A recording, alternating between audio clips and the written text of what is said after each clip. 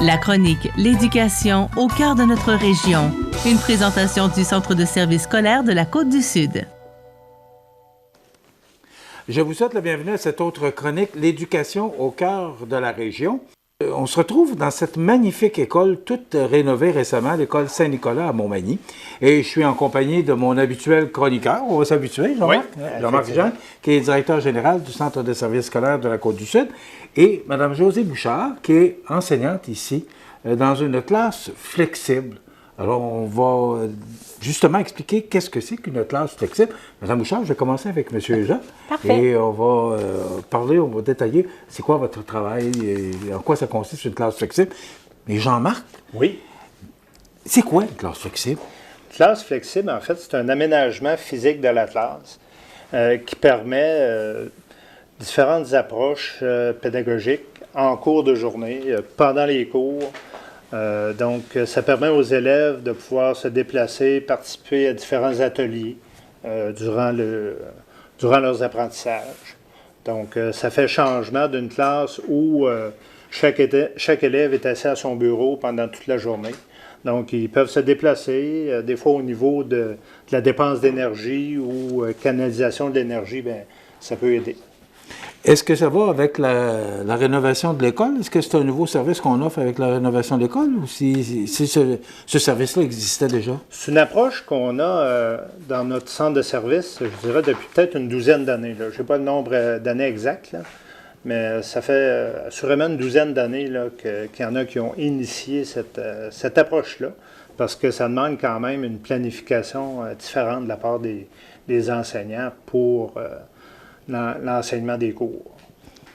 Donc, ce n'est pas lié spécifiquement à la rénovation de la classe. C'est plus un aménagement de l'espace qui est différent.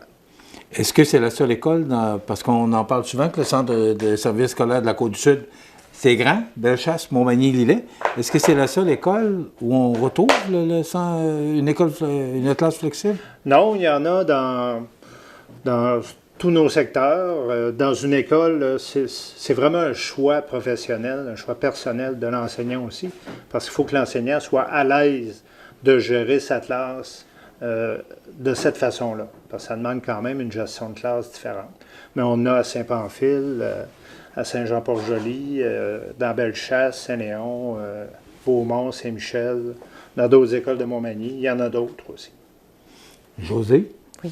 Bonjour. Bonjour. Je veux saluer aussi Brittany et Samuel qui sont avec nous pour cette chronique-là.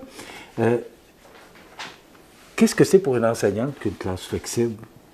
En fait, comme disait M. Jean, c'est un aménagement différent. Là, ici, moi, cette année, je suis gâtée parce que j'ai le droit d'avoir 2 classes, étant donné qu'on a perdu un groupe.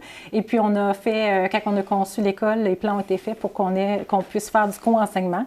Donc, c'est pour ça qu'on a une porte communicante entre les 2 classes. Ce qui me permet d'avoir le meilleur des 2 mondes. Alors, j'ai les pupitres des élèves. Donc, chaque enfant a sa petite place. Mais le côté flexible est plus ici où on se trouve présentement. Fait que, dans le fond, c'est différentes tables, différentes hauteurs. Les enfants peuvent travailler debout, peuvent travailler par terre, peuvent travailler sur un petit tabouret, sur une chaise. C'est vraiment au choix de l'enfant. Puis selon son besoin aussi, le besoin qu'il a dans l'immédiat de travailler. Là. Qu'est-ce qui fait qu'un enfant va être plus dans une classe flexible que dans une autre classe?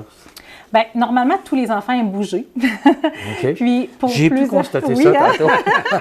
Puis pour la plupart des enfants, bien, c'est ça, étant donné que c'est un besoin naturel, bien, pouvoir bouger en travaillant, bien, c'est sûr que pour plusieurs enfants, ça les aide à apprendre davantage. Fait que quand ils font des petits mouvements, bien, ils sont plus attentifs que si on les oblige d'être assis sur leur chaise toute la journée. Moi, je trouve qu'avec les petits, c'est l'idéal. Moi, j'ai une clientèle de première, deuxième année cette année. Puis, je vois vraiment une belle motivation chez les enfants. Puis, c'est le fait aussi qu'ils puissent aller d'une station à l'autre, bien, puis qu'ils peuvent décider où ce qu'ils se placent pour l'enfant, là, c'est extraordinaire là, parce qu'il peut écouter vraiment ses besoins. Là. Puis il est accompagné là-dedans, par exemple. On ne le laisse pas aller parce que, encore une fois, ils sont petits. Donc, il faut quand même qu'il y ait un cadre. C'est pas parce que c'est flexible qu'il n'y a aucune règle. C'est ça que je voulais vous demander, parce que là, vous me dites que l'enfant peut se déplacer. Oui, mais pas à tout moment, par exemple. Pas à tout moment. Okay. Les enfants savent que quand Mme Josée, par exemple, explique une certaine leçon, bien, à ce moment-là, non, on ne peut pas se déplacer. Mais quand c'est le temps du travail, bien, je leur donne des indications. OK, dans 2 minutes, bien, tu vas pouvoir aller t'installer à l'endroit de ton choix pour travailler, par exemple. Ou à un autre moment, bien, je décide de travailler juste avec un sous-groupe. Bien, je leur dis, bon, tel ami, venez autour de moi, on va se placer à une table, de la table haute, on va se placer à terre. Donc, c'est tout dépendant vraiment de comment je sens les enfants dans la journée puis de la tâche qu'ils ont à réaliser aussi. Et là, je voyais les enfants font différentes activités, comme là, on dessine, d'autres avaient des lettres, faisaient des... C'était l'étude de mots, A, B, C, D. Oui. C'est différent pour chacun. Est-ce que c'est chaque enfant qui décide ce qu'il veut faire? Ou c'est vous, l'enseignante, qui les dirigez? Non, c'est moi qui les dirige. Okay. Là, il était au courant que le présentement, c'était l'étude de mots pour les amis de 2e année, tandis que première année, c'était l'étude des lettres, des nombres, puis des mots fréquents qu'ils avaient dans leur petit plat. Fait que ça, c'est des routines que j'ai établies avec eux depuis le début de l'année. On est juste début octobre, mais quand même, les enfants ils ont déjà certaines routines qu'ils connaissent bien, puis ils savent où se diriger. Mais on fait les équipes, fait que c'est moi qui influence aussi comment ils se placent avec quel ami. Si ça ne fonctionne pas, bien, je vais les voir. Bien là, je pense que tu n'as pas choisi la bonne place pour travailler. Je les dirige au bon endroit à ce moment-là. Je voyais les lettres sur le tableau, les mots, même il y a une petite fille tout à l'heure qui est allée voir les mots en haut, qui lisait les mots. Est-ce que c'est le même apprentissage de façon différente, mais même apprentissage que dans une autre classe? Oui, on respecte le programme, oui, puis la progression des apprentissages. Mais il y a moins d'heures d'apprentissage? Non, c'est le même nombre d'heures d'apprentissage, oui. C'est juste qu'on y va avec des moyens différents. Et quels sont les moyens différents? Bien, comme vous avez vu tantôt, pour l'étude de mots, on utilise du matériel que les enfants peuvent toucher, peuvent manipuler. Justement, la classe flexible nous permet de travailler des fois en équipe de 2, en sous-groupe, de façon individuelle. Fait que ça dépend vraiment, comme je vous disais tantôt, de la tâche qui est à faire. Puis, mais sinon, on respecte le programme, par exemple, qui est prescrit par le ministère. Les enfants, eux, réagissent comment? Bien, vous pouvez leur demander, mais moi, ce que je vois depuis le début de l'année, c'est que des sourires. Puis, ils apprécient vraiment, d'une fois de temps en temps, d'avoir le choix. Comme si on fait la lecture à soi, bien, ils ne sont pas obligés de lire un livre derrière leur bureau, assis sur une chaise.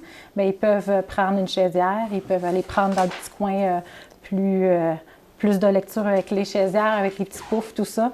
Donc, ils apprécient, je pense, de pouvoir bouger aussi dans la journée, de ne pas être toujours au même endroit toute la journée. Je suis accompagné de Samuel et Brittany, 2 élèves de la classe de Mme Josée. Puis j'aimerais tout simplement savoir, je vais commencer avec toi, Samuel, qu'est-ce que tu aimes d'une classe flexible? Le vélo pupitre. Le vélo pupitre. Puis pourquoi tu aimes ça? Parce que tu peux pédaler puis faire des choses dessus. Bon. Puis Brittany, toi de ton côté, qu'est-ce que tu aimes d'une classe flexible? La chaise perçante. OK, ah oui. Puis qu'est-ce que tu aimes de ça? Parce qu'on peut se bercer.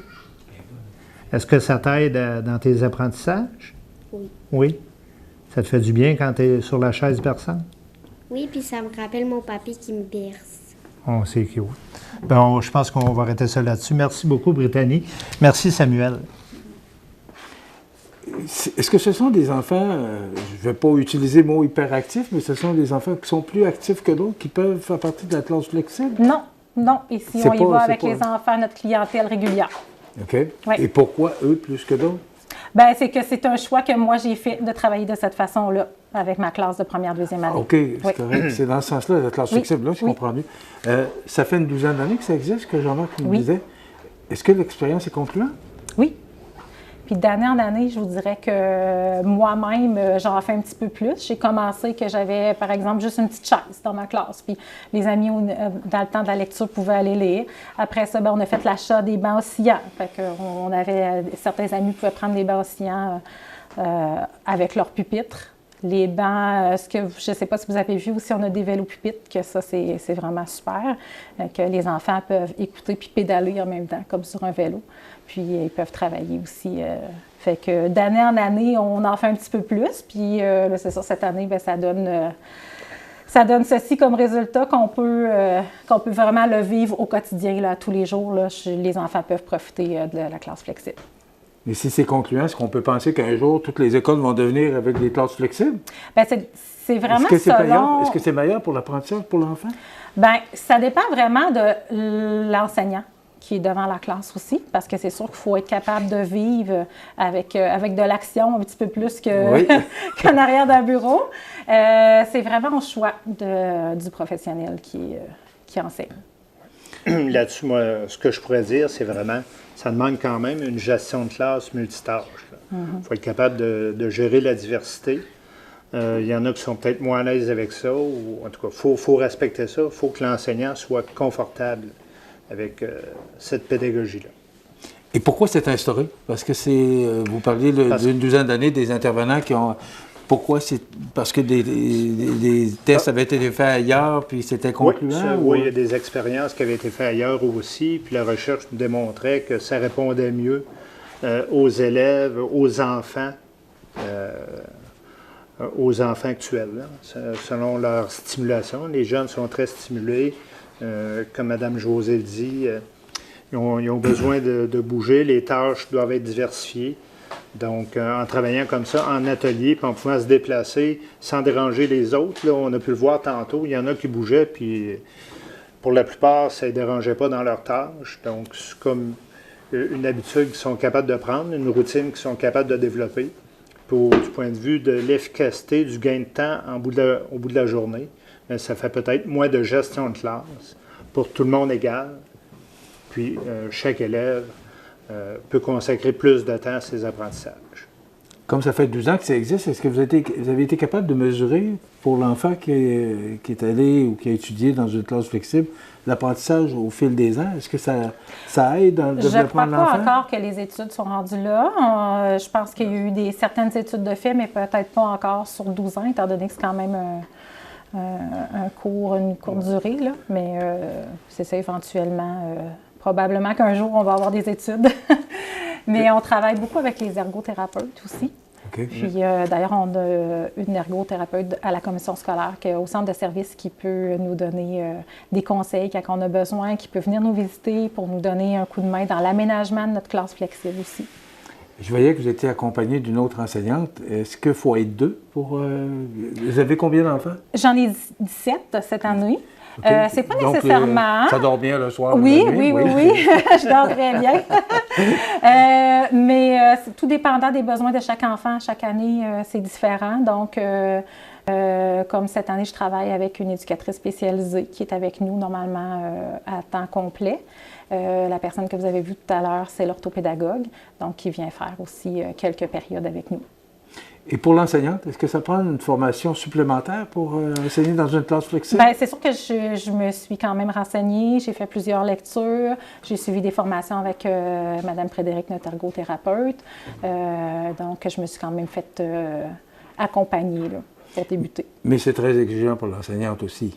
Ben oui, c'est sûr, c'est exigeant, mais c'est notre travail puis on l'aime. Donc, donc, c'est dispensé dans d'autres écoles, dans le centre de service scolaire. Et ce que je comprends, là, parce que moi, j'apprends ça, une classe flexible, c'est la première fois que j'entends parler d'une classe flexible.